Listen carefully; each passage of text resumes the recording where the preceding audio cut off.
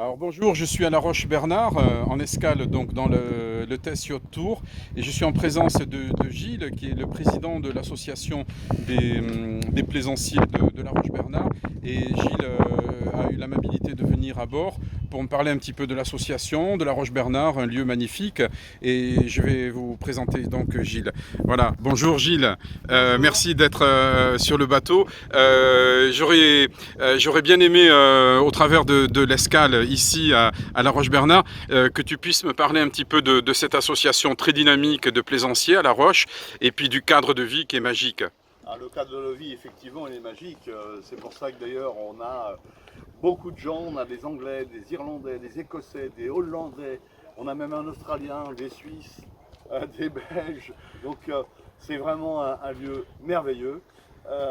Voilà, par contre, il nous faut effectivement une association pour nous défendre vis-à-vis des autorités locales, entre autres, principalement pour nos problèmes d'accès à la mer, puisque l'écluse ne peut pas ouvrir en permanence dès qu'il y a un problème de sécheresse. Et voilà, donc Ce qu'il faut.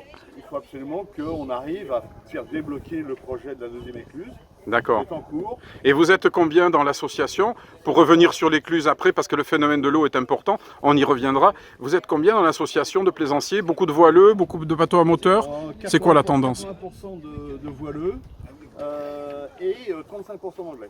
D'accord, Donc, d'accord. Enfin d'anglophone, excusez-moi, parce que D'accord. chaque fois que je vais, ce sont mes amis irlandais ou écossais.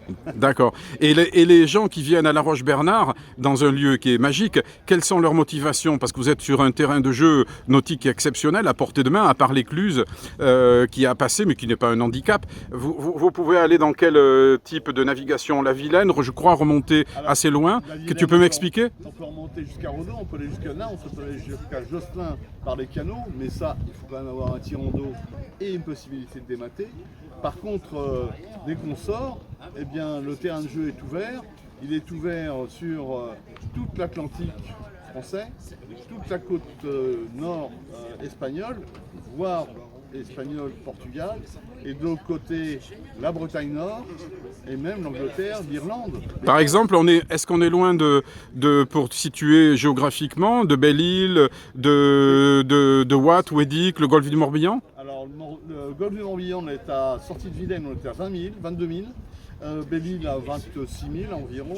Voilà, tout dépend du vent et de par où on passe. D'accord. Et sur l'écluse par elle-même, avec le phénomène qui est quand même important de gestion de l'eau, il y a une écluse, si je comprends bien, de fermeture de l'entrée d'eau salée, le minimum vers la Vilaine, et le minimum d'eau douce vers l'eau de mer. Donc ça, c'est quand même une gestion entre l'économie du port de plaisance et la circulation de l'eau qui est vous faites partie des maillons de réflexion, l'association, j'ai bien compris. Exactement. Alors, on n'est pas les seuls, il y a d'autres associations sur la Vilaine. On essaye de se coordonner pour faire un peu un front commun vis-à-vis des différentes autorités. Mais on essaye d'agir autant vis-à-vis de la région, vis-à-vis des syndicats du port, vis-à-vis de la compagnie du port du Morbihan, vis-à-vis de la gestion de l'eau de la Vilaine par l'EPTB Vilaine. Et puis on agit aussi vers nos députés et l'ensemble de tous les actionnaires de la Vilaine, dont 50 signataires de la charte de développement durable de la Vilaine. Oui, donc ça fait beaucoup d'acteurs responsables, et c'est très bien, vous êtes dans ça. Et si on doit revenir sur l'aspect navigation, si on remonte la Vilaine à partir de La Roche-Bernard, on peut remonter avec un bateau traditionnel. Est-ce que par exemple l'idée du marabata pourrait être judicieuse sur la Vilaine? Alors sur la Vilaine jusqu'à Redon, non, il n'y a pas de problème, mais au-delà de Redon, évidemment, il faut un marabata et un tirant d'eau relativement faible. D'accord, parfait.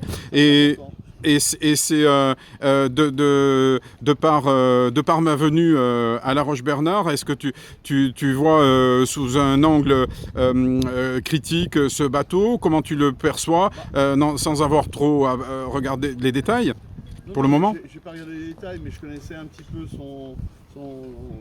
le premier modèle qu'on avait présenté, qui était le TES 700. Oui, qui est juste derrière ici. Voilà, qui est le bateau des adhérents de l'AUP. D'ailleurs, on voit le propriétaire heureux. Voilà.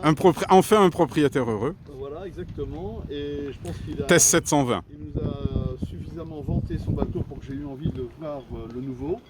Je n'ai pas encore réussi à faire tout le tour parce qu'on parle beaucoup, mais ça sera fait.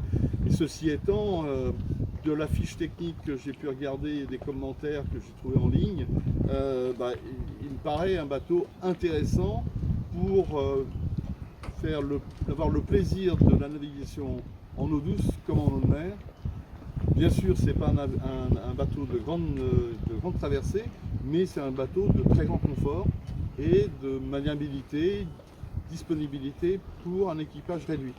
Voilà, ça me paraît essentiel. Oui, bien sûr. Tu viendras avec nous parce que là, c'est le premier jour à la Roche-Bernard et le bateau va rester 4 jours jusqu'à lundi, donc de Pentecôte, lundi soir. Tu viendras avec nous pour tirer des bords? Ouais, oui, pourquoi pas. Bon. Ça peut être amusant. Bon, je te remercie beaucoup, Gilles, et très bonne journée à toi. Merci beaucoup pour cette interview. Merci.